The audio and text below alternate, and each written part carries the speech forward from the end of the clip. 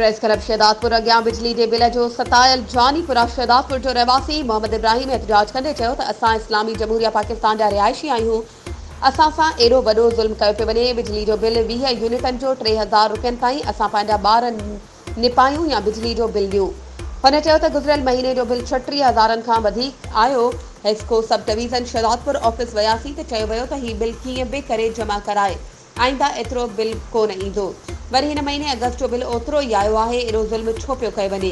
Mohammad Ibrahim supreme court of Pakistan, high court Sindh, मोहतसब आला हुकाम सां अपील कंदे चयो त अहिड़ो नोटिस वठी असांजे हिकु वक़्त जो गिरह न खसियो वञे ऐं असां सां इंसाफ़ कयो वञे।